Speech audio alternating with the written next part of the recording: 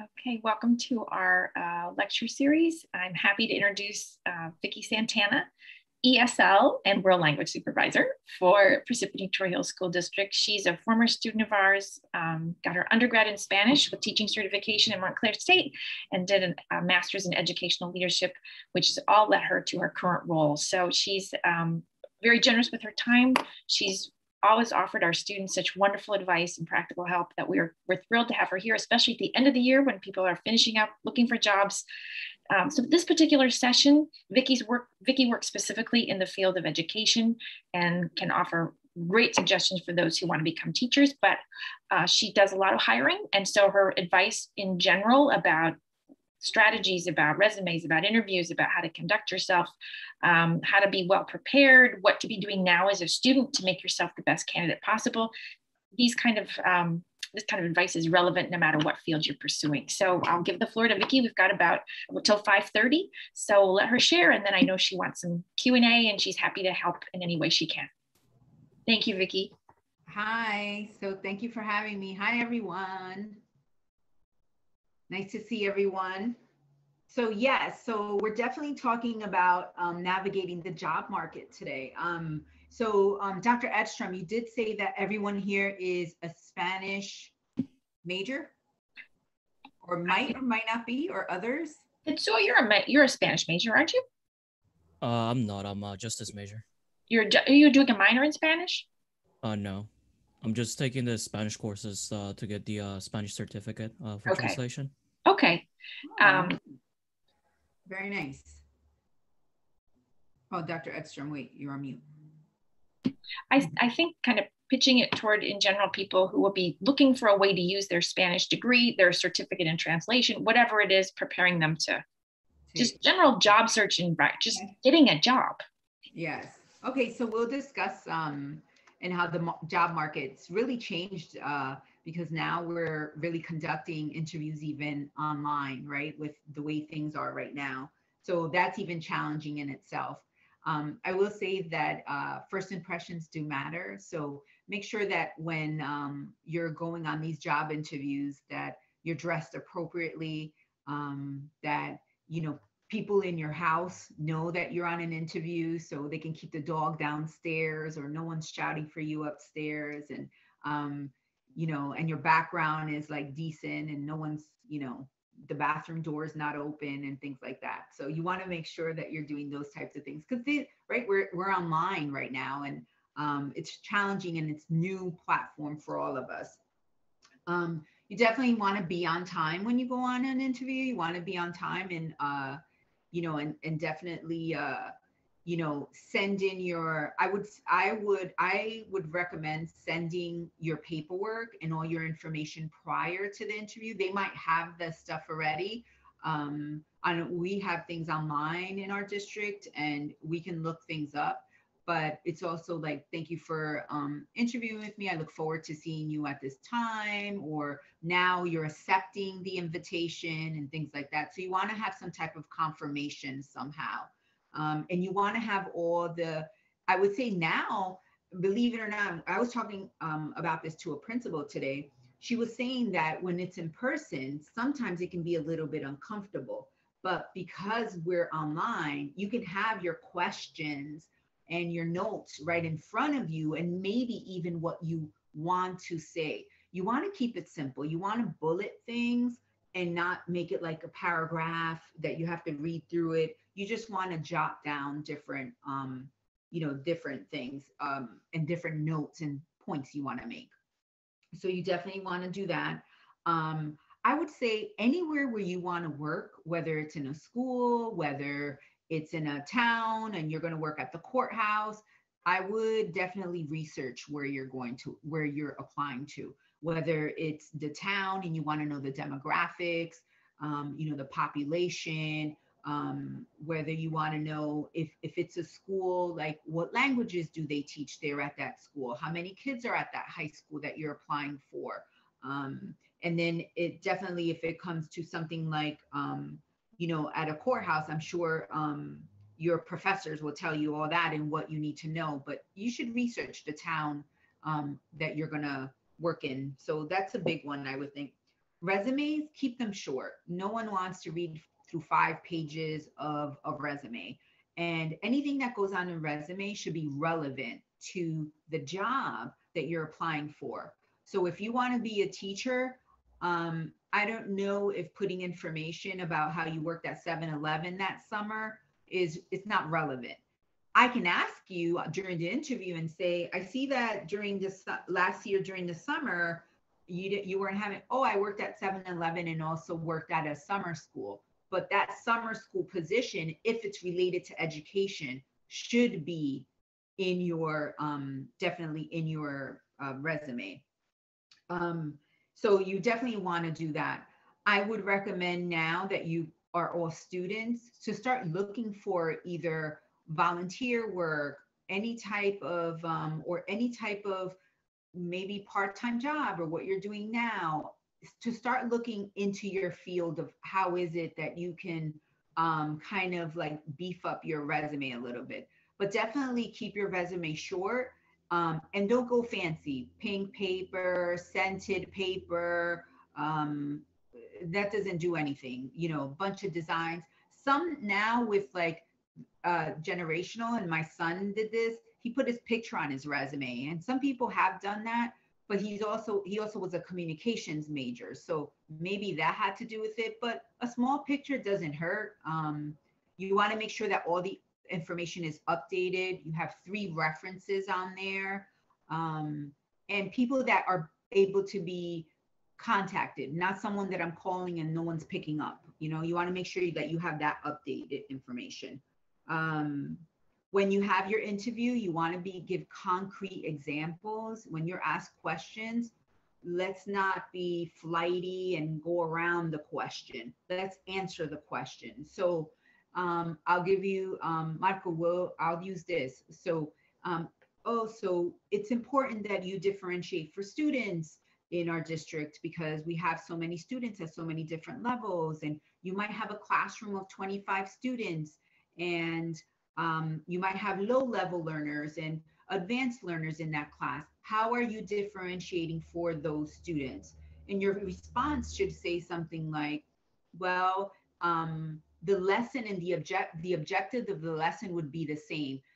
The goal would be to, let's say, for example, learn the present tense.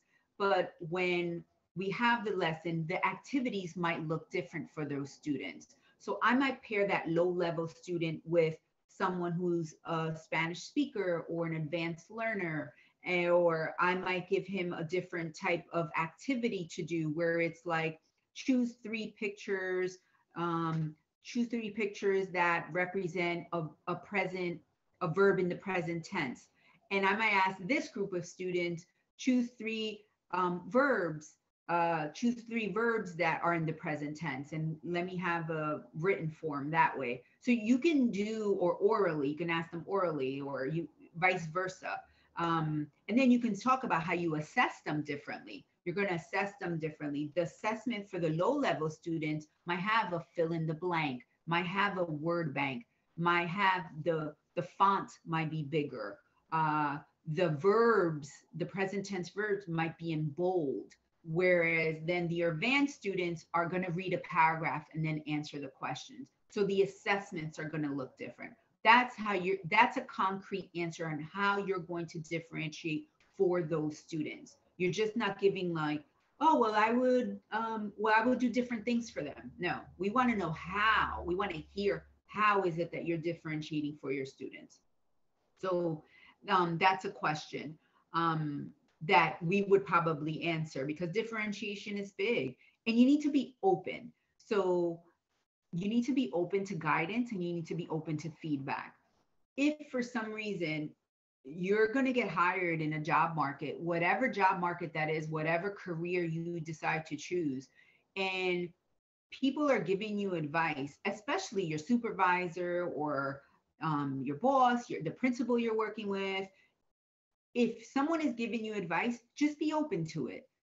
Well, I tried that already. How many times, I tried that. No, they're not going to listen to me. No, that's not going to work.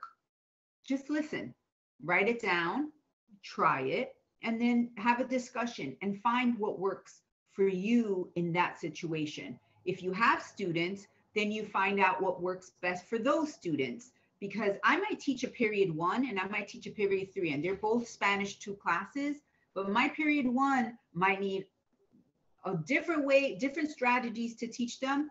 And period 3, they're much more motivated and they don't need me as much. So be open to that. Don't think that because I'm teaching 5 classes of Spanish 2, that they're all going to be the same. I'm going to do the same lesson every day. The objective is going to be the same, but your classrooms might look different. And that's another way that you're going to differentiate. Well, we're going to watch a video in period 1, and then we're going to discuss it orally. But in period 3, they're going to watch a video, and then they're going to get together with their classmates and they're going to write a summary of the video. So that's the way to differentiate. So be open to the feedback that people give you. Because if you're not open to the feedback, you're not gonna learn, and you're not gonna be a team player. And everybody wants a team player, right? Because if you're gonna come into my team, I'm gonna say, what am I gonna learn from him, and what is he or she gonna contribute to our team? So, those are things that I definitely look at. Let's see. I would say organizations, become members of organizations. We talked about this in the previous education, webinar that we just had, but we talked about like find the organizations. For teachers, we talked about like NJEA, New Jersey Educators Association. Become a member. And because your students at Montclair State, most memberships have student memberships.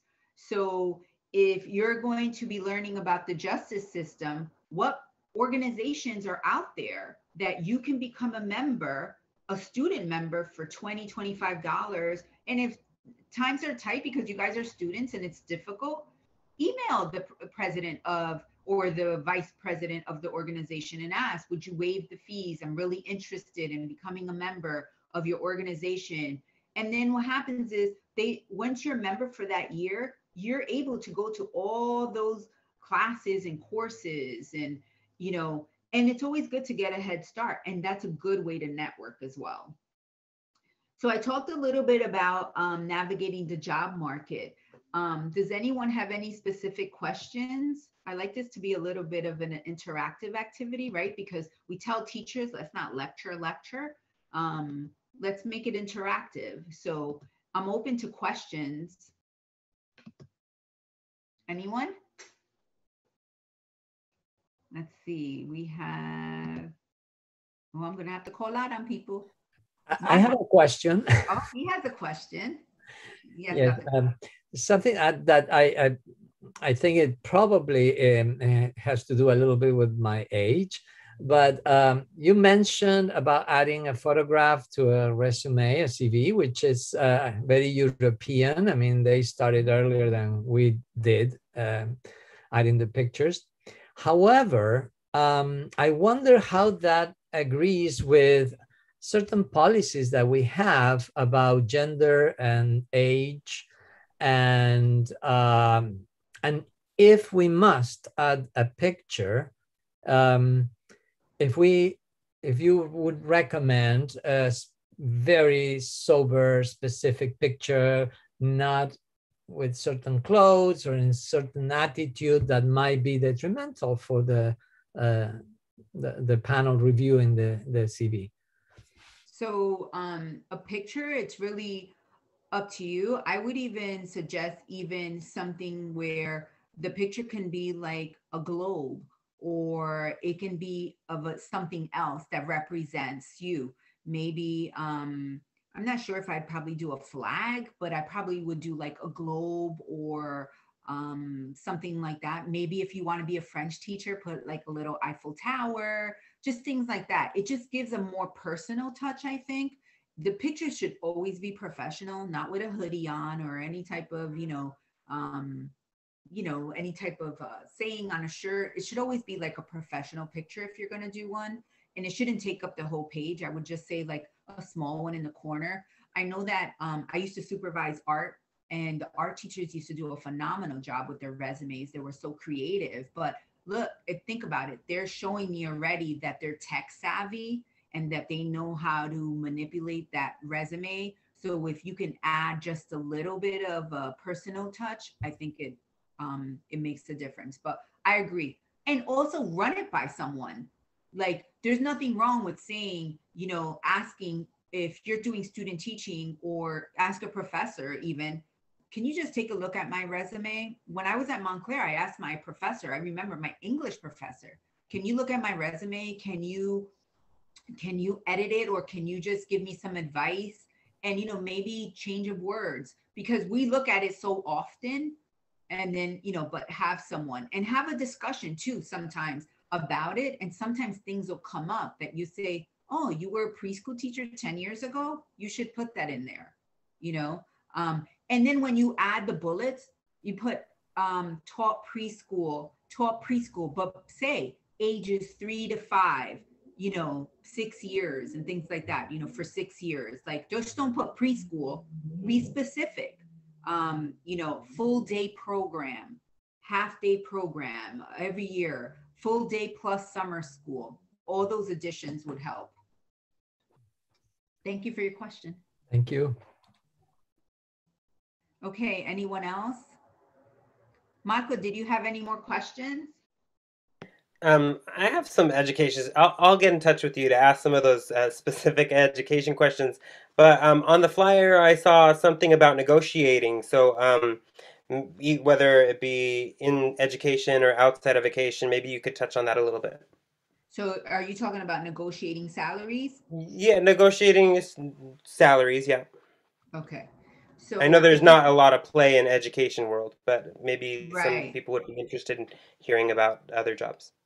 Right. So sometimes what happens is, in some districts, if you were a substitute teacher, let's say for that district for a year or two, they'll kind of count it. They'll say, oh, I see that you were a substitute teacher for 1 or 2 years, or I see that you worked in our office at the courthouse, as a part-time runner or whatever. A lot of districts will definitely consider that.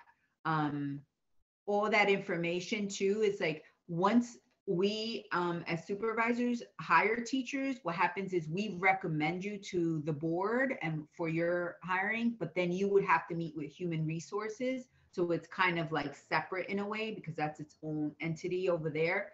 But those are things like, because I'm recommending you, but then you decide once they give you an offer.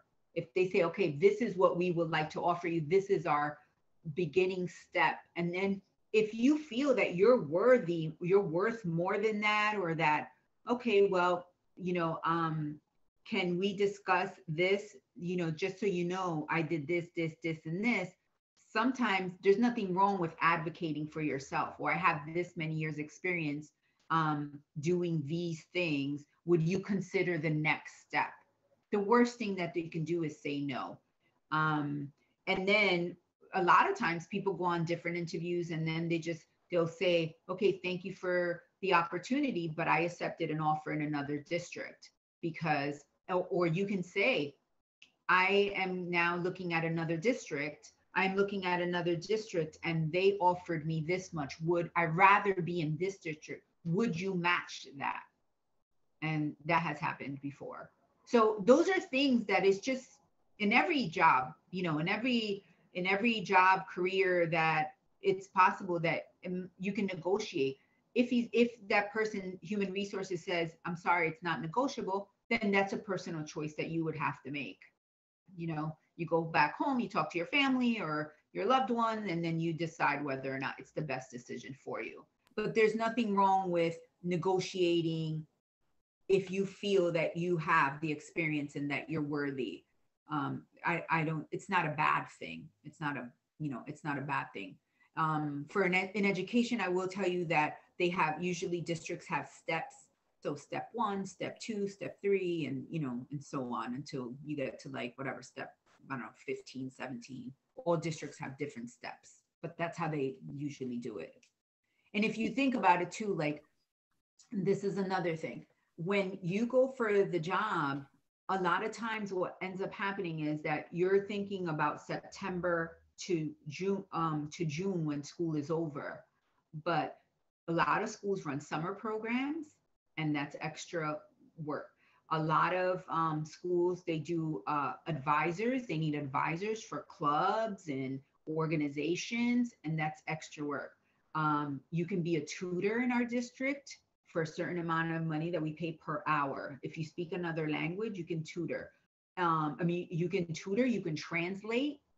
I have a list of 50 teachers and staff members that are translators. I share it with the principals, and then we pay them, for translating for our parents during parent-teacher conferences. So there's other opportunities, and that's a question that you can ask at your interview. You can ask HR or whoever you're meeting with.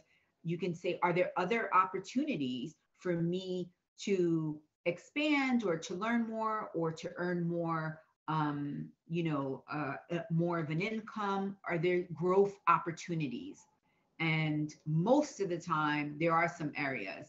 Another thing to ask is, do you pay for continuing education?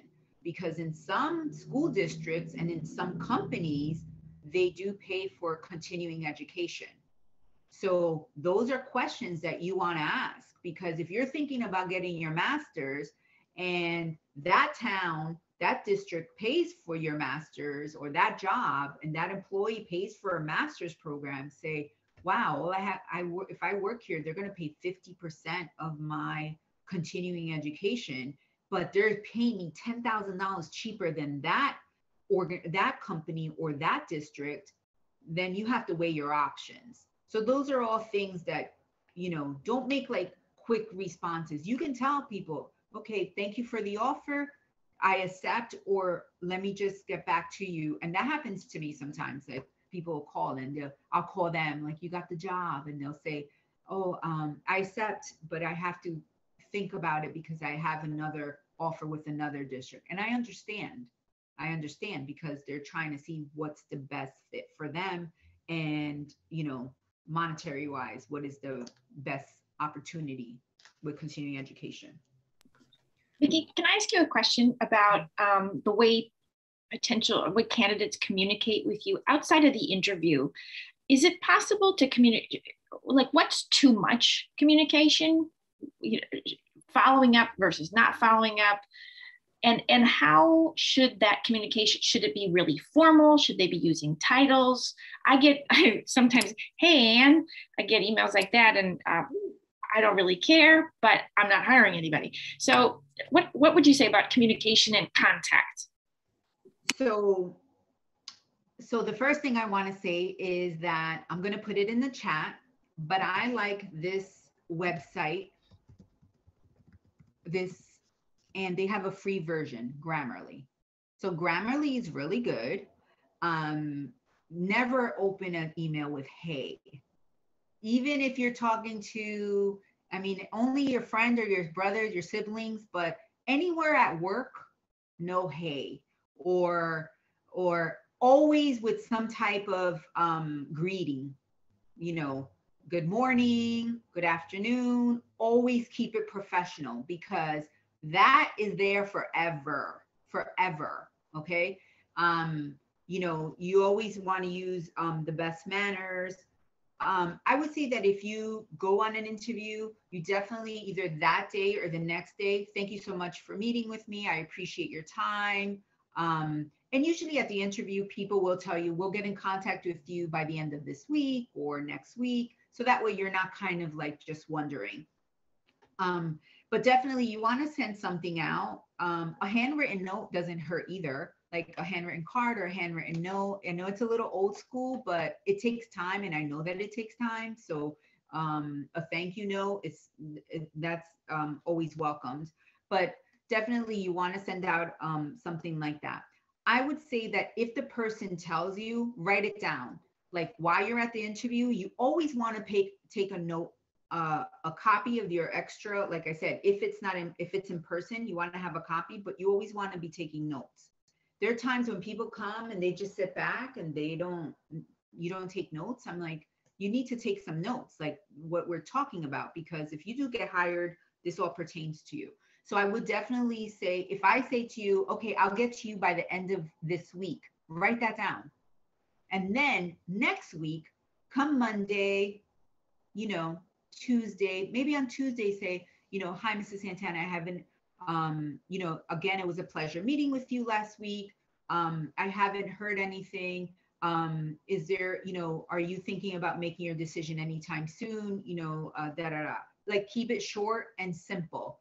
And then that wouldn't bother me, because a lot of times things come up and I'm like, oh my gosh, I forgot to call that person, or things happen, right? Because we're human beings too. But I remember having a student teacher, and she was phenomenal, but she was like calling this district, and she kept calling the district and calling the district. And the supervisor from that district called me and said, could you tell your person to stop emailing me?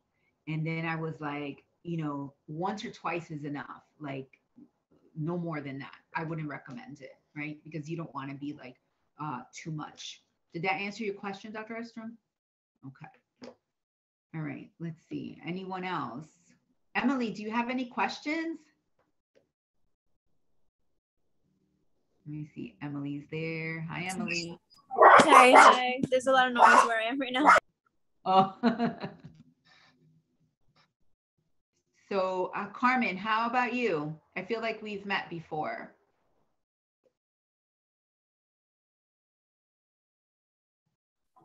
Sorry, I have a lot of noise here, but I hope it's not interfering. Not really, I don't have questions. I really appreciate all the points that you giving us, because I work as a substitute teacher already, and I know I was once a long-term into a Spanish program, and I already was sitting in front of the superintendent, and I was trying my best to be as professional and not talk too much. And I believe like that was a beginning experience for me in this country, because I really, I was starting like with preschool, daycares, but it wasn't really that formal that I felt. But luckily I learned a lot, and I like the points that you right now give us, because it's important just to take care of that in the future, because I'm just hoping in the future it can be like more, not just a substitute teacher, being a classroom. So that really helps. Yes, and it will come. And I think that you being a substitute teacher is a great start, because what's happening right now is that even though you don't know it, people are watching. They're watching, they're paying attention, they're listening, they hear the kids talking about you, they hear other teachers saying how, whether you're a team player or not. The secretaries are saying whether they're talking, whether you're on time or not, whether you take on all the assignments that they give you. Oh yeah, she's so nice. She always is on time. She doesn't have an attitude. So people are talking, they're watching, they're listening. And sometimes what happens is if a position comes open in one of the districts that you're in, one of the schools that you're substituting in, the interview might be shorter because they already know you and they can recommend people. So those people know other people who know other districts, right? Because I have a group that New Jersey supervisors. I have a group that's, you know, Spanish teachers, that's, you know, French teachers. And when people talk, oh, I'm looking for a Spanish teacher. Oh, I know someone who's looking for a job and I can recommend you. So those things happen. Okay. So keep doing it. Don't give up. And the right door will open. The right door will open for you soon. Thank you. Mayerly? Hi, so I'm asking to stop again. But just want to take advantage since you're here, you know, and you're giving us your time. I want to ask about the recommendations that you mentioned that we should have in our curriculum. So should we add them on the same page, and that one page that you said that we must sure or separate, or what kind of recommendations we should be adding? Professional, or since we're students, should we add professors or mentors for student teaching? References? Do you mean references? References. Sorry, okay. Yes, references. It's okay. It's okay. References, who would I include? That's a good question. I would include someone, I wouldn't include family members. right? You don't want to put any like family members.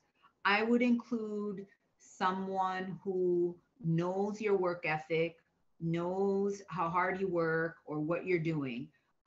For instance, if you're going to do your student teaching, your cooperating teacher might be a reference, because that cooperating teacher worked with you all day, every day for 3 months. And they know whether you followed instructions, whether you did what you had to do, whether you were present or not, right? So that would be one. I could probably put a professor as a recommendation, being a student, right? Because it talks to you as a student, as a learner, but also on the other side. And if you're doing substitute teaching, maybe someone from there, whether it be a vice principal that's really like, helping you out, a supervisor, or a principal, or even a teacher at that school, who maybe has 20 years of experience, and you're helping them out, and they've given you great advice. So those are the people that I would put in a recommendation. And when you put down the recommendation, you put down their name, their title, the title, and then their email, phone number, whatever contact information you have. Because when I look through it, I want to look and I want to get it quick, and I want to call that person. I don't want to start searching your 15-page application and start looking like how can I get in touch with this person and things like that. Okay. Thank you very much, Vicky. You're welcome. Okay. Anyone else? I have a question. First, I apologize for not putting my camera. I'm not feeling very well right now.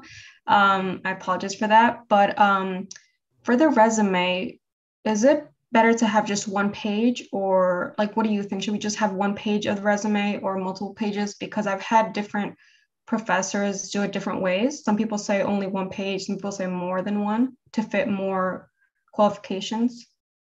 So I prefer the one page. I mean, if it's 2 page, it's not a huge deal. But if you think about it, okay, so it can be good and it can be bad. And the reason why is I want you to bullet everything that is significant to your profession. Like I said before, if you're being a teacher, if you want to become a Spanish teacher or a French teacher, I don't need to know that you worked at 7-Eleven. But if you traveled to France or to Spain in the summer of 2010, put that in there, because that's relevant to your profession. If you're starting out at school, and I'm just going to use this as an example, but if you're 22 years old coming out of school and I see that you had 22 jobs, what does that tell me? That, why has this person been in so many different places at so many different times? Like, she's only here for 2 months, here for 3 months, here for 2 months, here for 3 months. So you see my point? I'd rather have, quality instead of quantity. Does that make sense? Yes, thank you so much. Okay, you're welcome.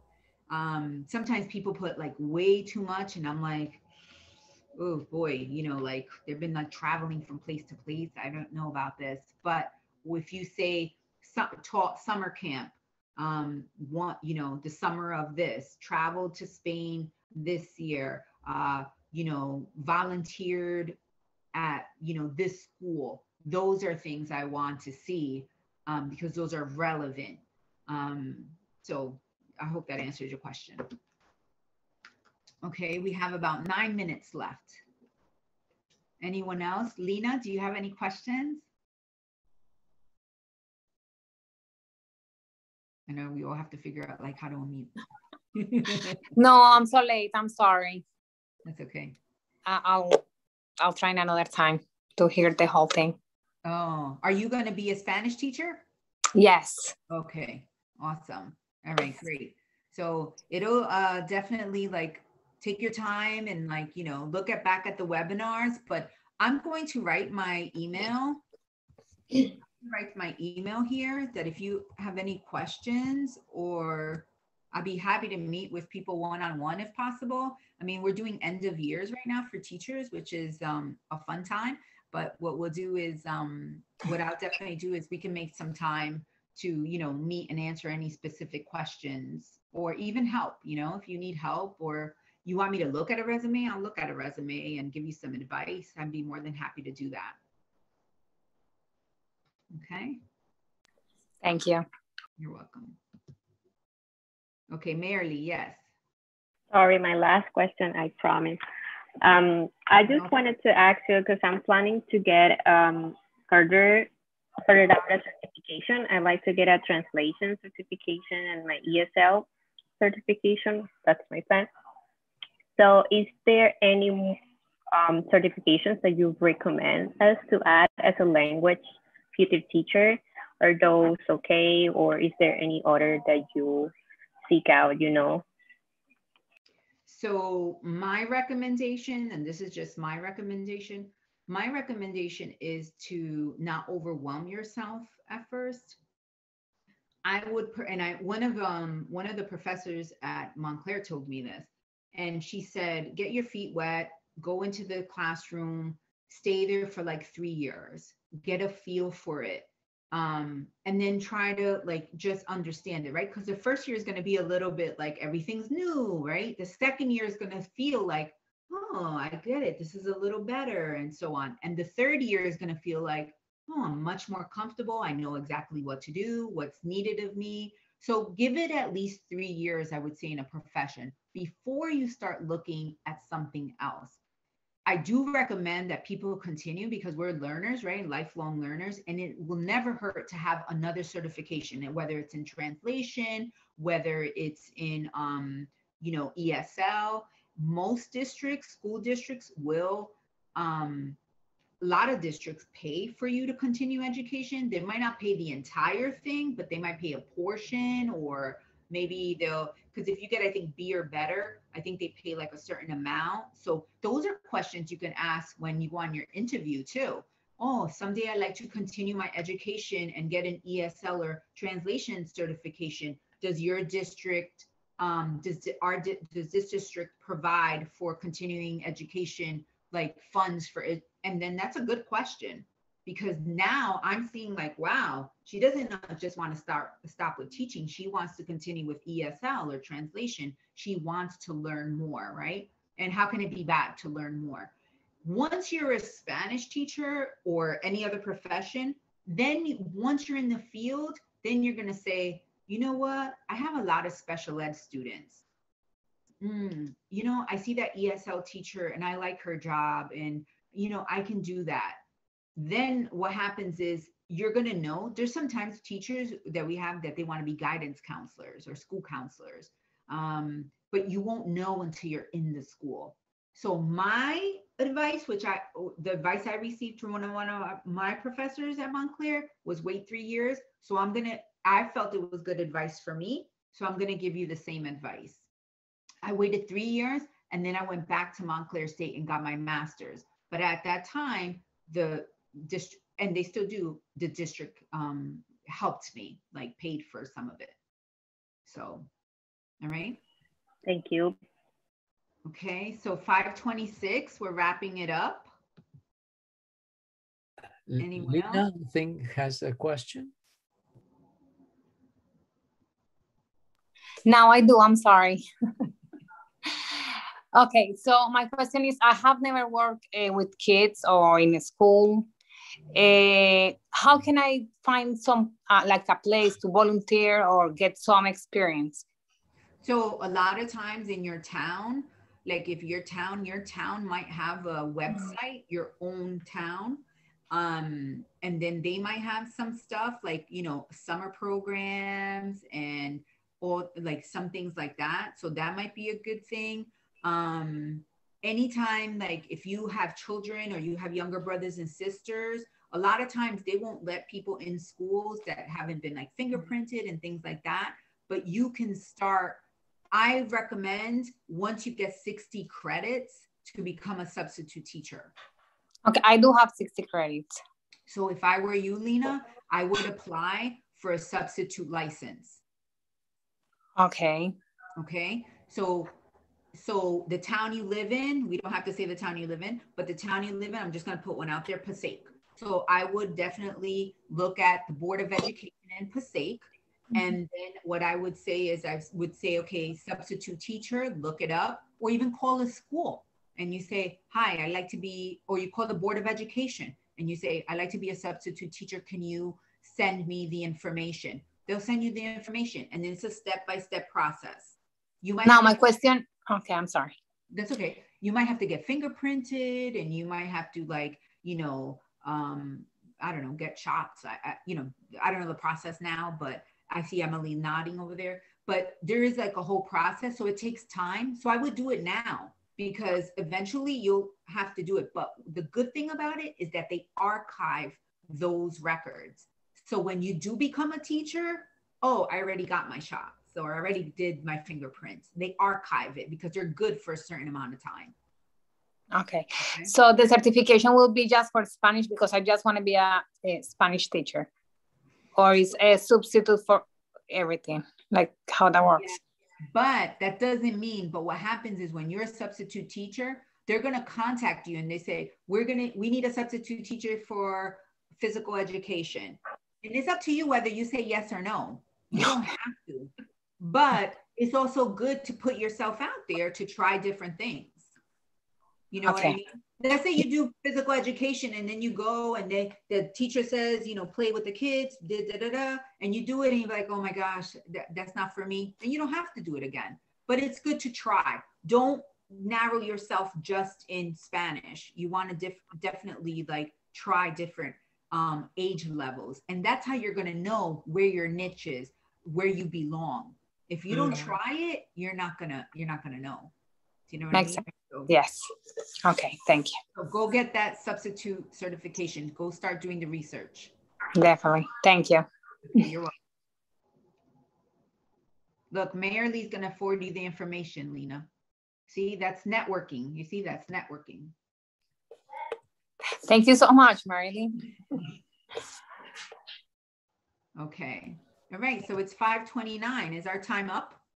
I think it's time to wrap up, but Vicky, it is always a pleasure to have you. You're always so helpful and practical, and your experience is really invaluable. And you have a way of communicating it in a way that's so helpful and applicable to lots of different situations. So we are very grateful for your being with us today. Thank you so much.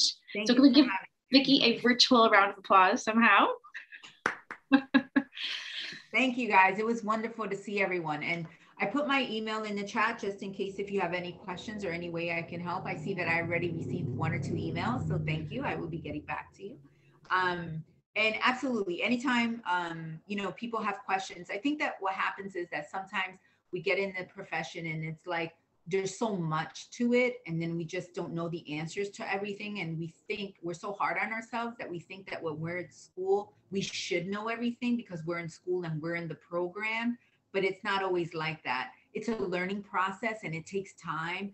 And, you know, try to just take it step by step because, you know, you'll get there. And definitely just be open to, you know, getting the feedback, receiving the feedback and answering the questions. So don't worry and good luck to everyone. It was nice seeing everyone.